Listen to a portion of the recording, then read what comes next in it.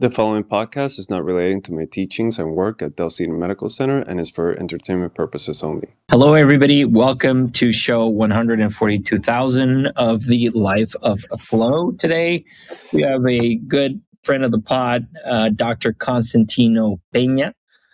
He is the section head of interventional radiologist over at Miami Cardiac and Vascular Institute.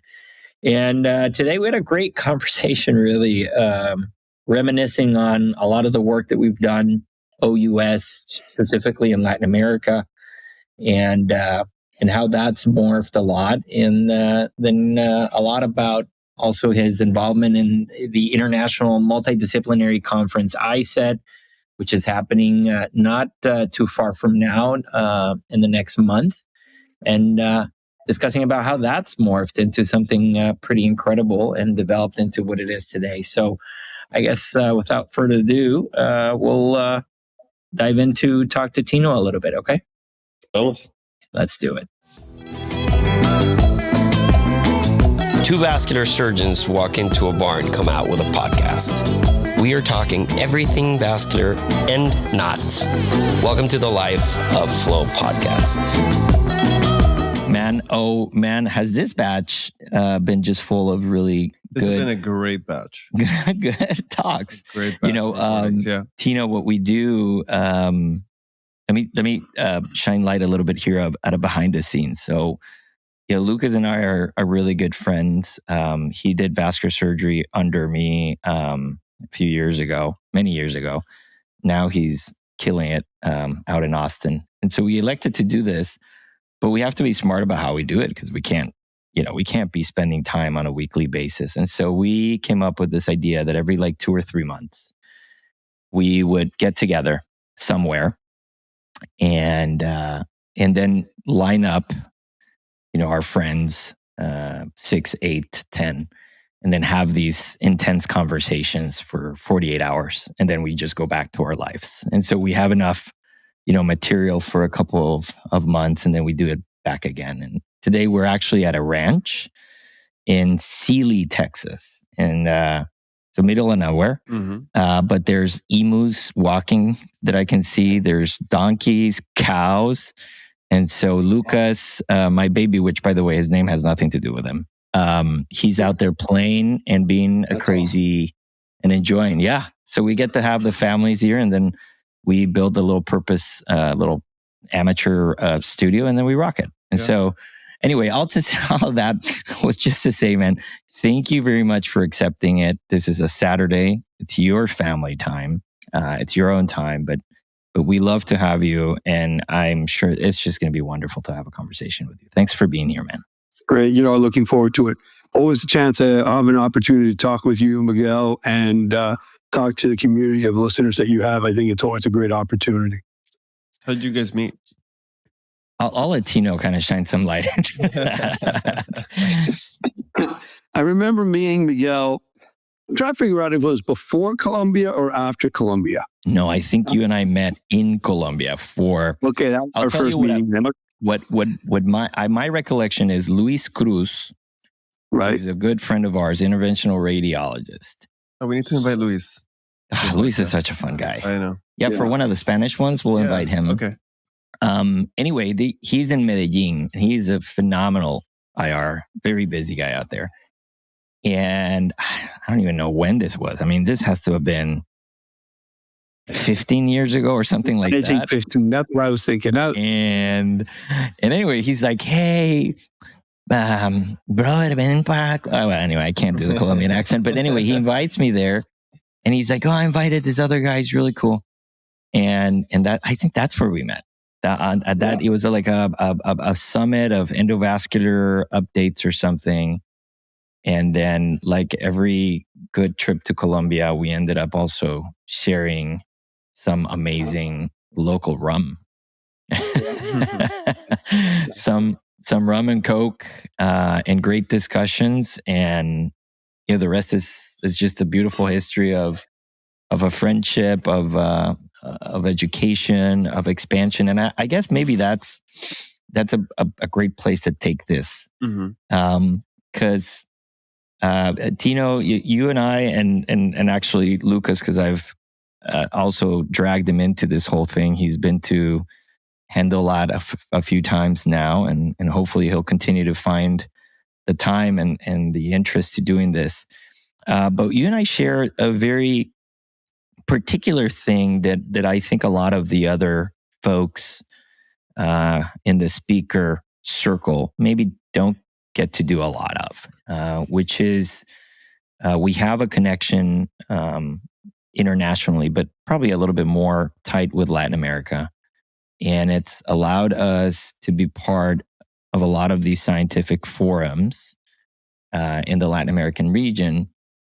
And, you know, when I look at, if I need to reaccommodate my time, which I have in the last couple of years, and I said, listen, I'm gonna do a little bit less traveling and you know, a little bit more family time and focus on my, you know, hope, the project that I got together. But anyway, the ones that I could not remove, like I took Viva away, for example. That's a big, everybody's like, why, you're not going? Well, I just felt like I needed, you know, here or there I can change. But what I won't forgo is my regional activity in Latin America. And there's just a very special undertone of what that means. And I think that you've had a little bit of that. So maybe from your perspective, what has that, you know, collaboration south of the border with so many great colleagues and people what has that meant for you? Why is that potentially a special thing we keep doing and we keep finding time to do? You know, I think if I look at some of the things that I've done that have been more, you know, fulfilling personally, it's been those relationships with our friends and colleagues in Latin America and South America. I think early on we identified, at least I identified that there was a need, and that, you know, there's a lot of really great people that, you know, may not have the opportunity to get the same interactions we are getting here in the United States. And, you know, being able to connect with them, being available, being able to go down there when they have events and kind of, you know, speak with them, show them new devices, show them what we're doing. Really, to me, was fulfilling. I've gotten to meet really great people throughout, you know, Latin and South America. These are people I consider really close friends now. And, you know, you connect in a different level. And I think to me, it's really fulfilling to do that. And, you know, they've made my life a lot better. And, you know, I love to see them when they come to the States now and teach me. And, you know, you're always learning, right? It's not like I'm the only one learning. I'm learning a lot from them. And it's something that I learned very early on. I remember I'll share a story that my father had told me. My father was an interventional radiologist. And I think it was one of my first trips. And he had said, you know, he trained really with the godfathers of IR, one of the first generations of IR. And he had told me about how, you know, they were doing these portal procedures and, you know, sticking the portal vein and access into the spleen. And, you know, they were using, you know, in those days, it was like 8-French devices and stuff. And they had their series about 20 patients and what have you. And he went to Brazil and he's presenting and showing what they're doing. And people got up and were showing series of like 120, 200, you know, like, oh man. Oh, we do this every day. Right. And it's like, you know, so right away, you know, you have the feeling of, hey, there's a lot of stuff going on. The world is very big and there's a lot to learn. And I mean, he told me that story before I even left. And I think that to me was really important. And that's really what I've seen. And it's to me, it's allowed me to really create great friendships. And that to me is really the strength of it. When you guys started back in the day, how had the needs change as far as teaching, learning in these type of scenarios? Like, you know, I imagine. You mean regionally in the Latin American region? Regionally, and maybe if you can expand, you know, compare and contrast to the US, you know, because you were talking about, you know, pedal access. That's maybe overdone in the comfort circle. You know, there's a lot of things that you guys, you know, brought to the front, which, you know, is there a need right now for those things? So I don't know, how have things changed as far as like what the need is when you go put up these conferences regionally and then bigger conference like ISET? I don't know if you can talk a little bit about that. I think maybe I think they deserve different. I would kind of split the conversation up a little bit, and we can talk.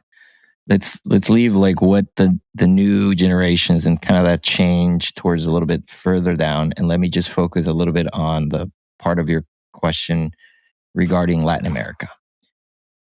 15 years ago or so, I remember, to give you how stark the contrast is, because Tino just alluded to something very interesting, which is we went there to teach them, and now it's not rare that a company will be like, hey, I'm going to fly a proctor from Latin America to teach you. Yeah. So that's how quick it's changed. And obviously it's listen, like, if there is a heterogeneous place in the world as Latin America, you just can't put them all in this. It's very different. It's very difficult to level them, right? Even when you look at populational analysis, they can't even go country by country. It's more like, upper class or middle class or lower class when you're trying to identify risk patterns and dietary constrictions and so on and so on. So anyway, but I'll say this: that 15 years ago, I was invited to give a talk in Monterrey, Mexico, and it was a group of vascular surgeons that had purchased. The hospital had purchased a cath lab, a new hybrid OR, and it was locked because they did not know how to access and put a sheath and do an angiogram. And so I remember going there and for like 2 or 3 days giving a talk on ultrasound guided access of the groin, of the femoral artery. Mm-hmm. And it was just like longitudinal, transversal, the needle, the micro. And then I remember the next talk was about angiogram. Like, what's the good projection? When do you do RAO and LAO? And what are you looking for? And how do you focus on the foot? And, all these things.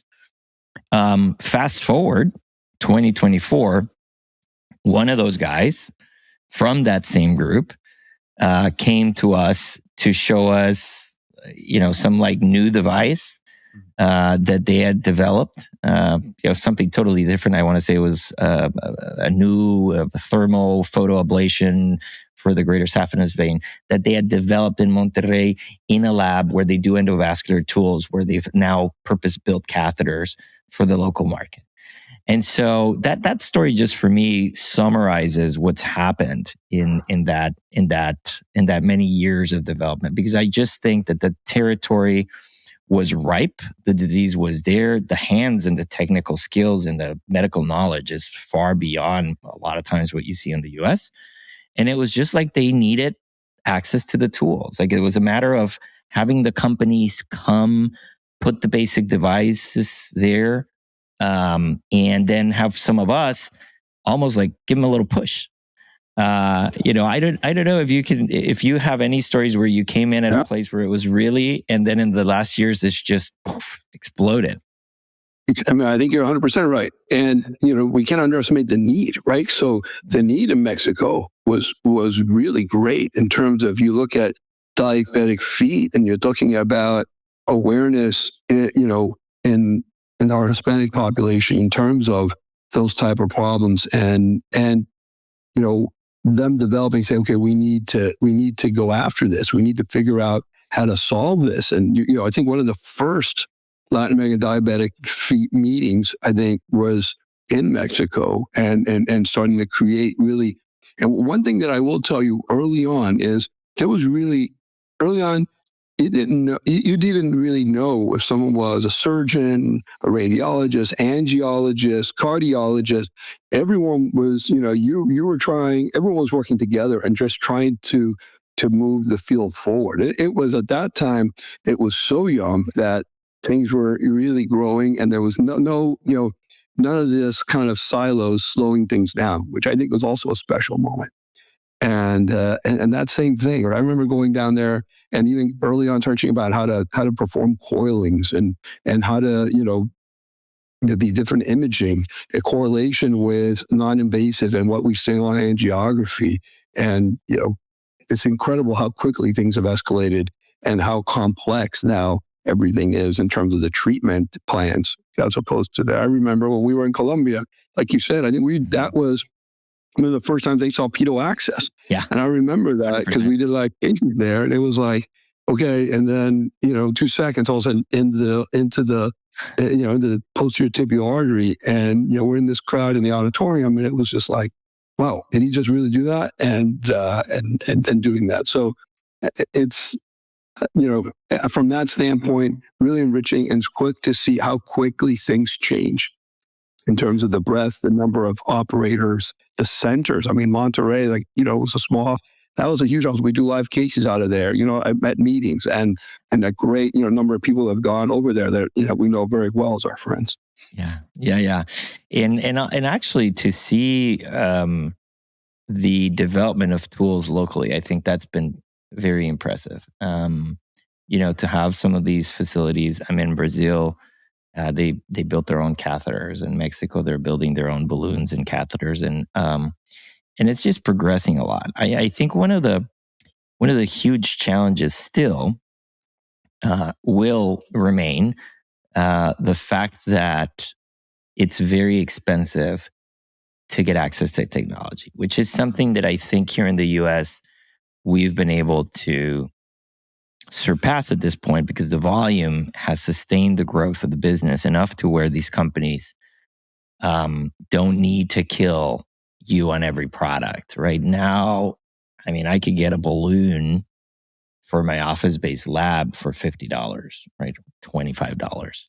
I know it's ridiculous, but in Mexico, believe it or not, that same balloon can cost up to $300 to $500. Really? The same damn balloon.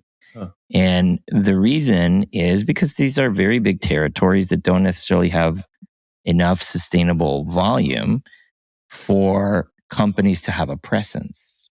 And so what happens is that in order for you for let's say Cook or Boston to get a catheter down to, let's say, Tuxtla Gutierrez in the south part of Mexico, well, guess what? It goes through 2 distributors. Oh, okay. So distributor A has Mexico City, and then distributor A actually has a sub-distributor agreement with the distributor from the south. But guess what? Everybody's got to take a cut. Everybody needs a tax, right, to operate. Yeah. And then these taxes are kind of dumb sometimes. Didn't Amazon solve this problem a long time ago? Unfortunately, you're not there yet. But that's funny that you say that, and I'll tell you why. Because one time in a table like this at a Hendo lot many years ago, we were all, having a drink or something, and I said, what if we do Hendo lot marketplace? Yeah. And what if we just have a place where you go online and you bulk purchase a bunch of balloons for this particular price, and then they get delivered to your office? Because guess what? We don't need a rep. Mm-hmm. Right? That's the thing. Is I think that the world has evolved to the point that you don't need that the reps to be there to show you how to use a balloon. It's a damn balloon, right? Maybe a more complex device, yes, but some of the basics you don't need. Not even FaceTime. Well, it's called FaceTime. Okay, yeah. But what I mean is you don't need the warm body there. You just need the device delivered. The thing about that is that then that kind of fizzled away because you need money to build. And then you need money to get all the permits through, and then to get a balloon. I want to say that me and a friend have a company. I want to say it's Russian or Chinese or something, and we've been trying to get a balloon approved in Mexico for like 5 years. So we haven't been able to get it through the COFEPRIS, which is their FDA, because it's just so unfortunately viced with corruption. And so if there's a change in government, the whole thing kind of goes, which has been the Achilles tendon, I think, of the region a lot of times, is I think they're political. I think it's Achilles heel, but that's okay. Oh, sorry. And it's very heterogeneous, right? Because every country is different.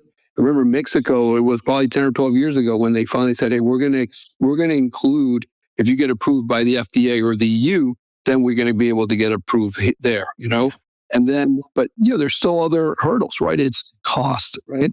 Cost of the hospitals. If you're in the hospital situation, how much budget did that particular hospital have, and who's managing that budget, right? It's some of the stories of who decides what graft you're going to get, or what stent or balloon at that particular time, and what's that budget. And there's a lot of challenges, which I think we also now are facing a little bit in the United States, but it's a whole different level. And then you just cross the border to the next country, is completely different. That's so it. And, within a very small region, you realize there's a lot of different countries. Yeah. I remember. Here's a side story. We were putting together the patio of our house, and so I told Jen, I was like, what would be nice if we carve the state of Texas, because here's where we live, and we carve the country of Costa Rica in wood, and we order them to be like kind of, so we can put them on the wall. Yeah.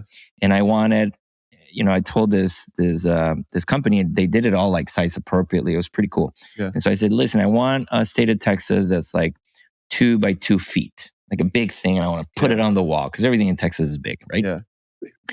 And then I was like, and make a proportional size of Costa Rica, because I know it's probably going to be about the same size, 2 feet and 2 feet in. And so we get this like big thing, and then we get this fucking small box. And I opened the thing of the state of Texas, and I was like, babe, look, it's beautiful. And I put it on the wall, right? And I like put the thing and I screwed it up. Yeah. And then Jenna opens up and he's like, oh, Costa Rica is so cute and tiny. And I remember looking at it and I was like, call this company. God damn it. They fucked it up. And I'm not joking. Like, I went back and they're like, bro. And then the guy sends me an email and says, your country fits like 7 times in the state. And so it was so funny and embarrassing at the same time, because then I put them together, and like still today they're like side by side, and it's just like the sun and the moon, right? Like you just see this starking. But all to say, within like a state of Texas, you can fit 7 of these countries. Yeah. And every 2 hours you're in a different country. And every 2 hours, you have an absolutely different set of tools. I mean, a set of norms and regulatory process, and then politics and all these other things. So, but, we do what we can. And I think that despite that, there are these trailblazers, these MacGyvers in every one of these countries, like Luis Cruz, like Mauricio, like Fabiani, like Muñoz, that are these guys that have just pushed and changed and moved that needle forward. And, sometimes with their bare hands, right? Because have you ever been invited to do a live case, like locally? Have you ever done something? I have that.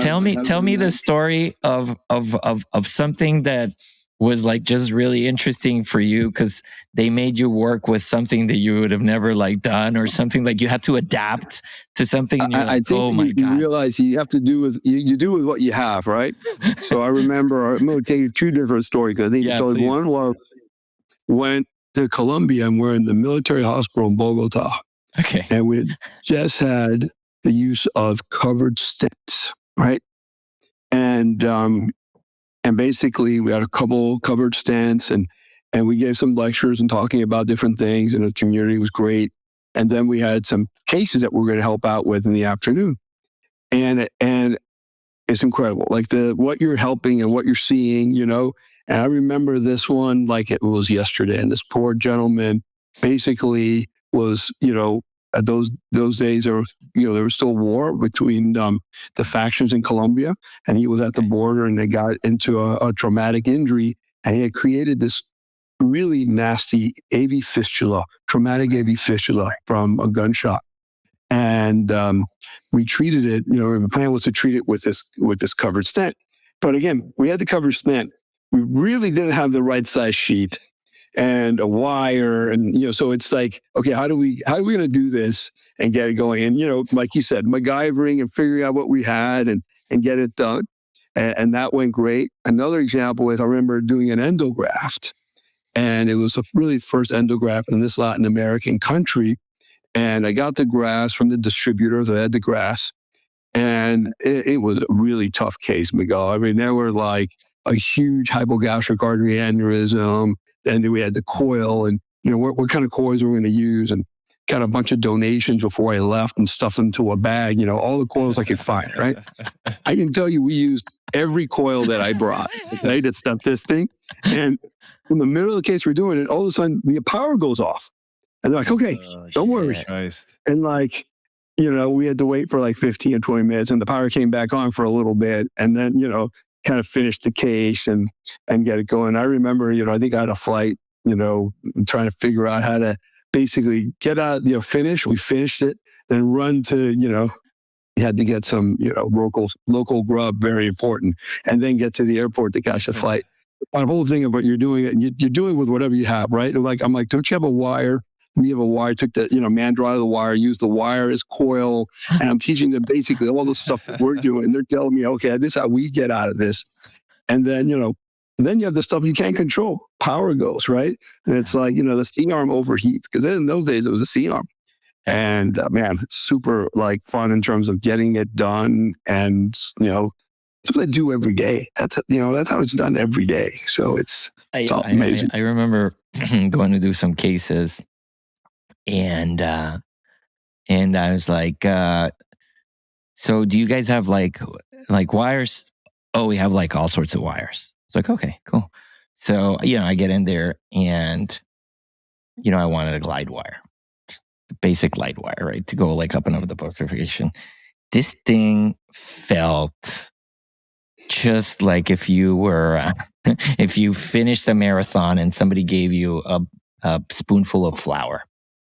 It was just dry and weird. And I'm like, I'm like, hey, wet this thing in. And I put it back in. I was like, I'm sorry, there's something up with this wire. Like, it's like, well, what? What's wrong with it? I was like, I don't know. It just doesn't feel slippery. Like it. Yeah. And they're like, oh, the coating rubs off after like the 20th time we reuse them. And I'm like, oh shit, can you? So, and then the guys are like, hey, do we have a X3? I was like, what is X? It's being reused 3 times. So go to the back. They're on the right-hand side. The tres R's, tres resterilizaciones. So then there's the 3 R's or then the 10 R's. Yeah. And so they start dividing them up by how shitty the wire becomes after a while.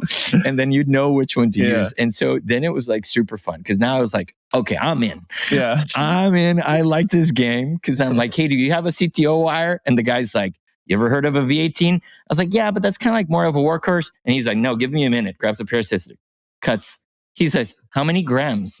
And I look at him. I was like, what do you mean? That was Morelli. How many grams? And I was like, I don't know, like 15 grams. He's like, that's 1.5 centimeters. And goes, snip, cuts the V18. I touch it in the wire. Yeah. Dude, perfect CTO wire. So made a little nick, boom, crossed the lesion. Like I'm telling you, it's la malicia indígena, right? That I always say, it's like, that's why they're always going to overpower us. They're just so good and they work with their nails. And it's just been so fun to be part of it, right? And these are just good memories. You made me reminisce and I miss so much of it. Maybe I should try to do more of it again. It's been a while since I've gone to do live cases in places with absolutely nothing to do. But you know what the funny thing is? Now that I'm in my OBL, a lot of times where you don't have all this stuff, that's when all those moments come back where you're like, fucking no, I got to make this work. Yeah, I got to make it. I can't use 20 wires for a case, right? And so you start using all those little tricks from the past. Let's shift gears, guys, here, because I really like to get to a really important project, which is ISET. I mean, ISET, ISET's been around. Now let's shift into an American-based meeting. I would say a trailblazing meeting for a lot of us. I want to say that back when I was a medical student, I was inspired by, at the time, TCT, ISET, probably Viva, were places where I'm like, I want to go there. I want to see this. I want to see the latest and greatest. I want to understand more about the information. And I mean, you've been involved probably most of your career. How far back does your memory of being part of ISET go? How many years has that been? Tell you that exactly what you said in terms of getting inspired.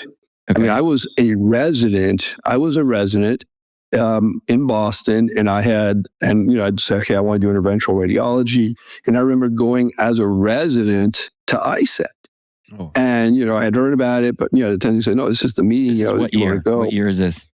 Well, this is going to be 1999. Okay. 1999, 1998, maybe. Okay. ISET in my region. ISET is now probably almost 40 years. It's probably about 38 years that they've been doing the meeting. So went down to Miami. It was just, home for me where they had the meeting. And I basically, go and sit in the meeting. And it was like super inspiring to just see all this different collaboration, seeing really people from all different specialties involved in these life cases. Because in those days, really, it was the original life case meeting. And in those, it was still very, very few meetings were doing it. And really learning of the decisions that people were doing, because you can read it and you can talk about it, but there, live, you're trying to say, okay, what are we going to do now, right? And seeing, the decision-making process and how it worked. And then along with that is, really meeting people from all around the world. The people that you had read the articles were there presenting. So you wanted to meet them and ask them questions. You saw people presenting new science. And then the whole, really, the show, right? Because there was also a show part of ISET where, just the resolution of the screens. Every year we seem to come up with these new, how important the presentation of all the cases were.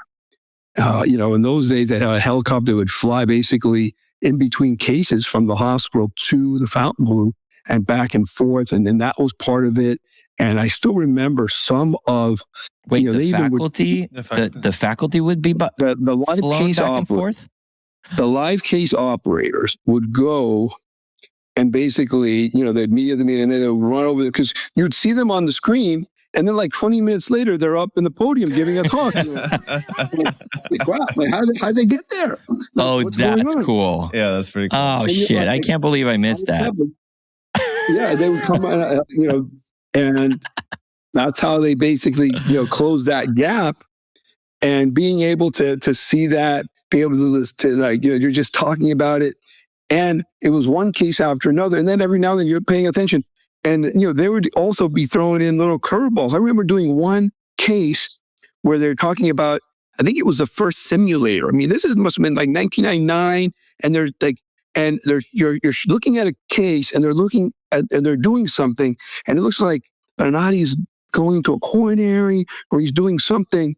And all of a sudden you zoom out and he's really on a simulator. And you're like, oh my God, like this is the kind of stuff that, it was just overall the educational experience that I saw. And exactly what you said, it really inspires you when you start seeing all these people doing those cases and teaching, and you can say, okay, we can get this done. We can do this. And it's being there saying, okay, how do we do this at our hospital? Was it Barry Katzen? Was that all him? Was that, is he the godfather of that whole idea? Was there people, I don't know if there was somebody before Barry that pushed that forward. No, I think Barry came with that because he had done few live case meetings in Alexandria at Fairfax Hospital before he joined and built the Institute. And, we went from those small meetings to get it to ISET to where it was. Obviously, it's a team, right? It's a team approach. It's once a week meeting the whole year, having,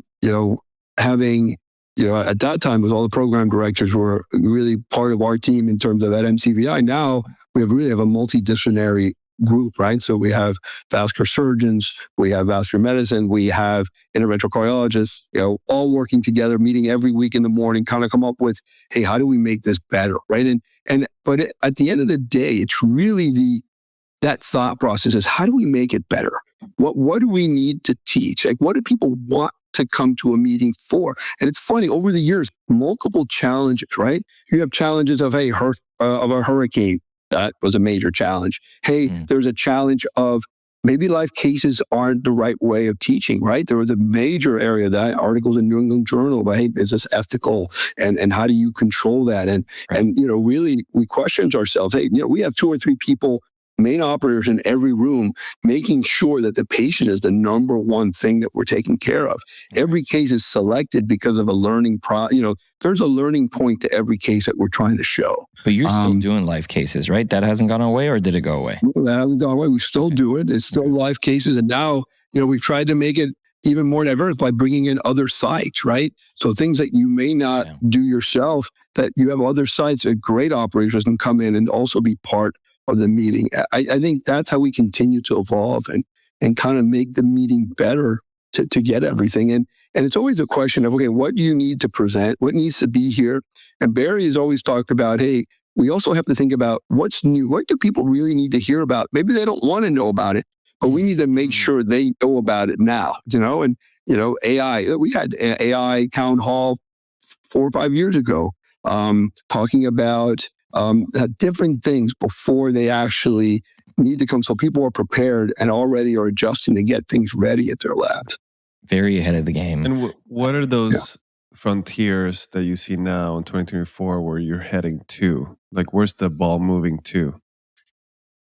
I don't want to sound repetitive, but I do think, I think we're going to be challenged with AI and how to best use that AI for education, for learning, for what we do every day. And I think it's going to be different. I think what we're seeing going forward is, what used to be studies that we used to do with, I think randomized controlled trials will still be necessary, but you're now seeing population-based studies that are based on, 14,000, 15,000 people. That carries a lot of weight. And, I think we're just learning how to actually do those studies right so that we eliminate a lot of the bias and they're actually, so we can trust them as we move forward to make decisions. I think those are things. I think our treatment technologies will continue to grow. And I think we're always faced with that same kind of challenge. I think even 10 years ago, hey, this new technology is coming out. How are we going to afford it?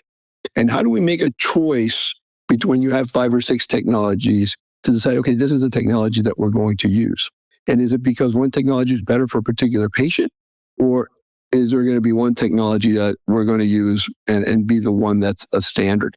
And then, the whole thing, Miguel, what you're doing in terms of ambulatory care and looking at that, that arena, I think is changing medicine, right? Without a doubt, it's going to change medicine. Will the pendulum swing back to the hospital? I don't know. It may never come back. I think you're going to get 2 different types of procedures being done in different areas. And, it'll be very interesting where that line is drawn, because maybe there'll be no line. Maybe everything will actually be in the outpatient type arena. I think that there's going to be an absolute necessity for the tertiary center of care for vascular care. What I do hope, and that's kind of what I'm here trying to do on my little old island in Houston, is that you create sound, reasonable, responsible, ethical care that is de-escalated, but that is all under one particular flagship. So you need these very basic centers of care for something as basic as a shoe fitting or an ultrasound, a follow-up. You then need another level of care where maybe assisted patency rate of a bypass valve that's retained, that's a simple 20-minute procedure, can be done. And then you need that integrated to the hospital for a quick and expeditious, kind of suction all the way back up. And then the hospital provides the care that they have to do and then back down to the basics. So I hope that instead of what's happening now where you have these hospitals isolated from the OBLs and somewhat cannibalizing off of each other, that somebody says, you know what, done. I'm a hospital, but I'm going to go and buy, or I'm going to go and invest in creating this decentralized network, but it's all under my flagship, under my healthcare. And I know how to bring these patients up and bring these patients back down in a centered way. I'll figure it out. When I figure it out, maybe you guys can give me a job. I'll come to Miami and work with you, man. I've always told Tino I want to go to Miami one day. Would you move to Miami? Like in a heartbeat. Really? In a heartbeat. I thought you hated Miami. What are you talking about? I don't know. I hate the Fontainebleau's pool with the whales in the middle of the night trying to mate. But what? I'll leave it at that. But I don't, that's the raunchy side. Like that, that kind of raunchy side of Miami. That's what you like? I don't. I love. Are you sure? I love me Latinos down there. Yeah. That's a pretty good place. And it'd be a 1.5-hour flight down to San Jose to visit my dad. You want to hear a funny story? I don't know.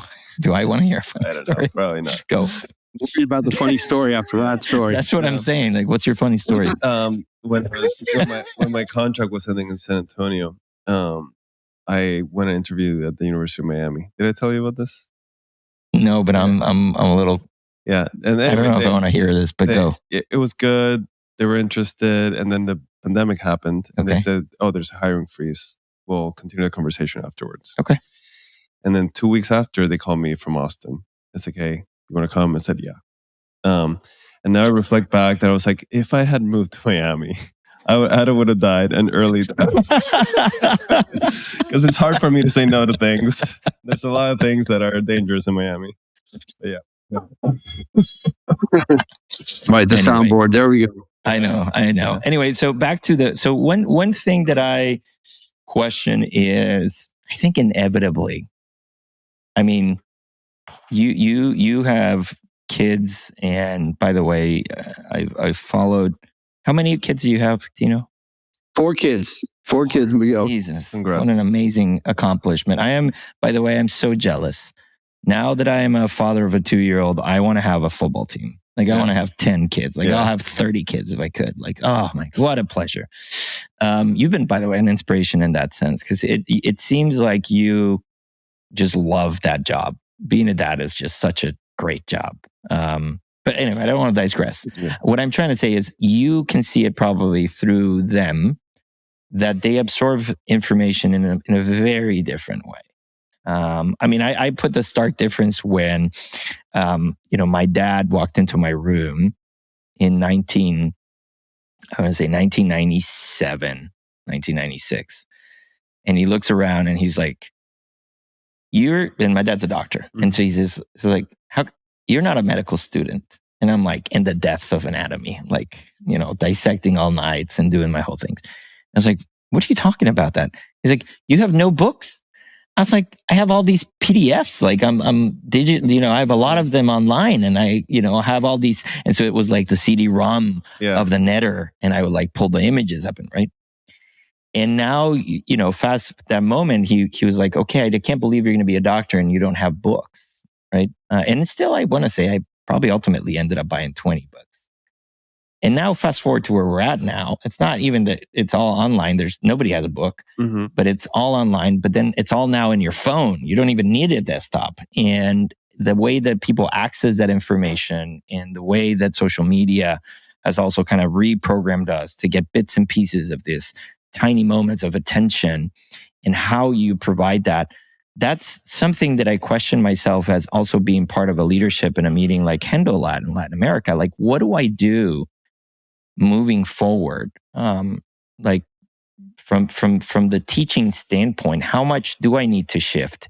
How much do I need to adapt? And how do I do so that I keep that content fresh, but not only the content by doing everything that's new and all the new devices and the research, but also the methodology. Like, how do we adapt the methodology? I'm curious if that's hit you guys' committees internally, and how you guys think about this, moving into the future of how to keep these meetings valuable for ultimately your client, which is the end user, right? The physician that you want, and the nursing and the healthcare provider.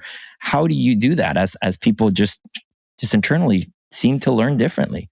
Have you have any? No, I agree with you. I agree with you that it's going to definitely, there's changes, right? And I think a couple different levels. You have it from a meeting perspective, and you always ask that question, why do people come to a meeting?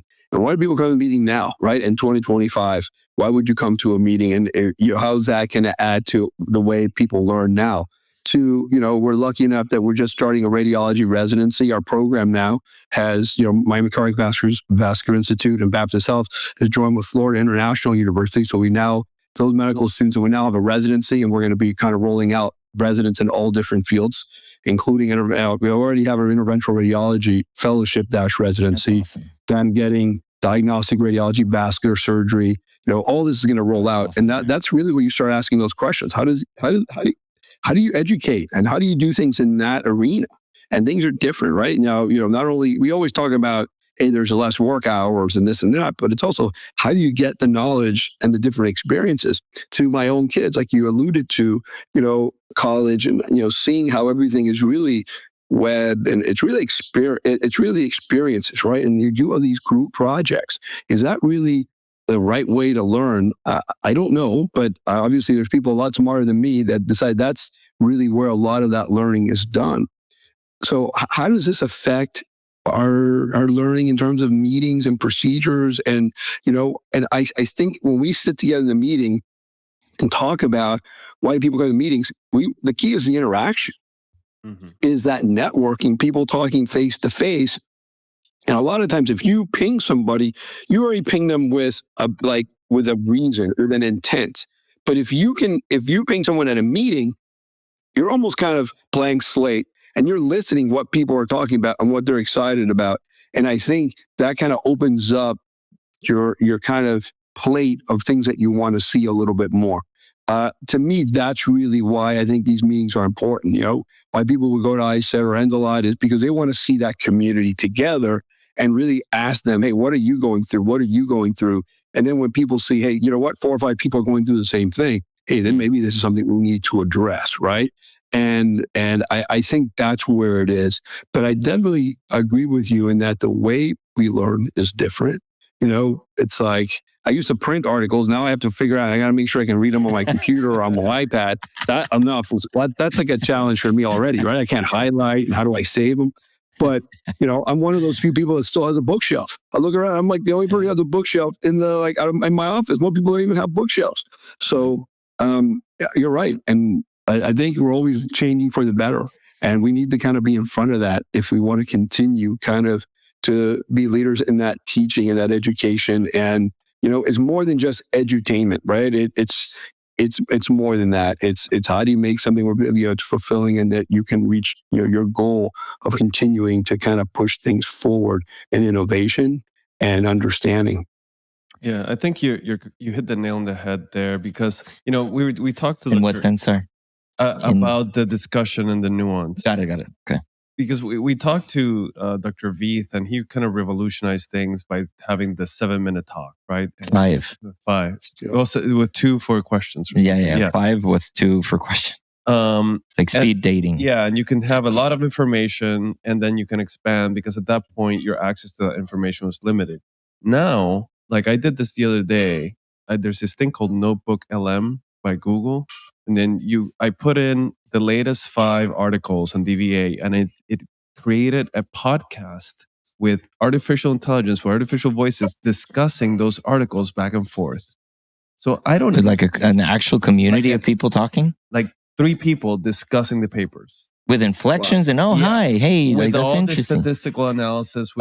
It is crazy. We should air on one. Yeah, can we air one? No, yeah, that's not us. Can we air?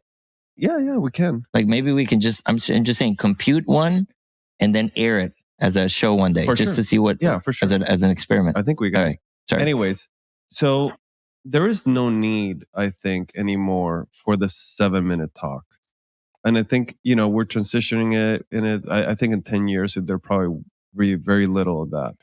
What there is a need for is the nuance, the art of medicine, the pondering, the creativity that comes with it. And, I don't think we've developed a structure to bring that into a conference, but I think that's where public conferences are going to go to. And that's why I have no interest in sitting here and discussing papers, because I see no point to that. I see the point of experience, of nuance, of like your philosophy in approaching a specific problem. But yeah, I wonder how conferences are gonna, because that's how I see things moving. I'll tell you my thought for Hendo a lot. We've discussed it at different points, I think, here in the past, but I think the audience has not surpassed, but has leveled with a lot of the speakers. What before, exactly what we started talking, right? Like now, some of them have become our teachers. Somebody like Mariano Ferreira in Argentina. I mean, that guy will dance around me any day of the week with complex aortic work. Fernando Mejia in Colombia. That guy will, I'll send my dad if he ever needs a thoracoabdominal AAA. I ain't going to keep him here in the US. But anyway, so I think that we have to be respectful to the audience in that sense. I think that we need to stop thinking that they are far below us. Mm-hmm. And I think we have to start removing a lot of these basic knowledge things, create a space for that, right? Because there's always going to be a PGY1 that maybe he wants to know how to size a AAA or, what strategy to use. That there always has to be that. But then these forums should be complex case scenarios and almost like an open discussion, right? Like put the chairs at the same level, put the speakers at the same level, and then use people that actually have charismatic way to reveal information, that can build a good presentation, that shows clips of what they did and maybe edit into some live cases into that. Here's how I do it and what I can do. And that's what we've, by the way, Tino, Hendelat is in Costa Rica next year. So we're going back to our alma mater. And I hope that you can carve a little bit of time if you can. But because what we're going to do is it's going to be 3 days of just case discussions. We are essentially removing most of like data stuff. There'll be some industry stuff, and they'll probably want us to discuss their latest and greatest data there. But most of the meat of the meeting is going to be just case discussions. Technique discussions, alternatives for access discussions, and I think that'll be interesting. Yeah, I think it'll be very interesting. Are you bringing the band together, your band back together? I think I should. I should. What's the band? Yeah. Were you in a band? Were you in a fucking band? I'll leave it at that. But I've. Luca, you guys, there's a lot of material there. Oh man, that's a good. This is a good and oldies. That's a future LOF episode right there. That percussion, right, bro? Super impressive. They're like super impressive time. They're like very famous. Like you were in a famous band. Really? Yeah. But anyway, we'll talk about that. Are you on Spotify? It wasn't. No. Let me correct. Okay. I was absolutely not in a famous band. Okay. I was close with a few guys that sometimes I would jam with. Okay. That now, today, many years later, are absolutely like famous in like the setting of my country. What instrument do you play? I was in percussion. I did a lot of bongoes and tambor. What? Oh, come on. Get away from this. Stop laughing. It was an amazing night. That's all I got to say. I am not missing this. It was a great party. I'm not missing. We're going to do the same thing. Can you take it to ISET? It's Florida. I'm sure. Maybe when like Tino offers me a job in a few years and I go to Miami, we'll do a party like that. How about that? All right, Tino, let's drop a plug on ISET. When is the date for 2025? It's around the corner. Do you have those dates clear? Right around the corner, February 2nd to February 5th. We're going to be again in Hollywood at the Diplomat Hotel.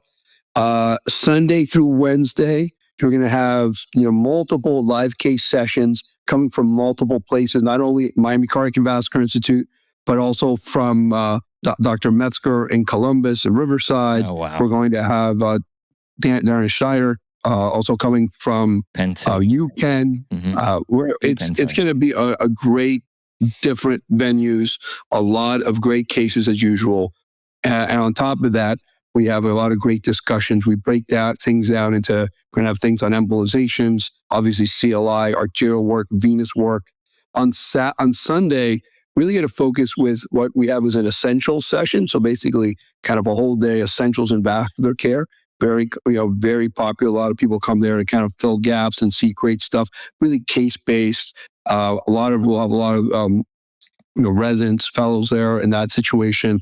Also, we'll have a non-invasive day, so people that need non-invasive credits, some great speakers and topics on that.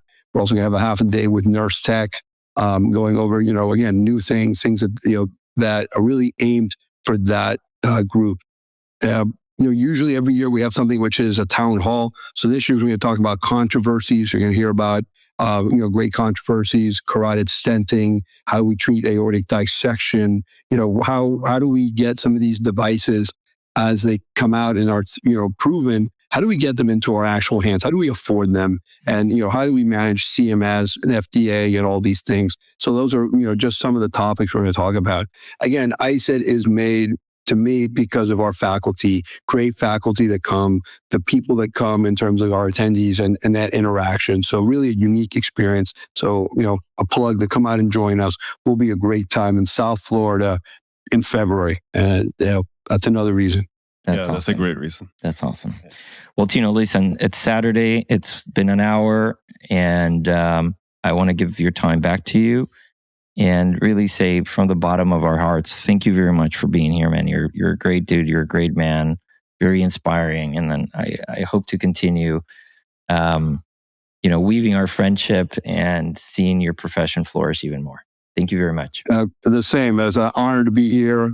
Love to be able to be with you guys in the life of flow, and a big fan. And hopefully, we'll continue to have more people wanting to kind of listen and hear what we have to talk about, and really down to earth discussions about what we do and how to make our life funner and better. So thank you very much, and great to see both of you. Thank you. All right, man. Thanks, Tino. Pura vida. I'll see you later. Bye-bye. Two vascular surgeons walk into a bar and come out with a podcast. We are talking everything vascular and not. Welcome to the Life of Flow podcast.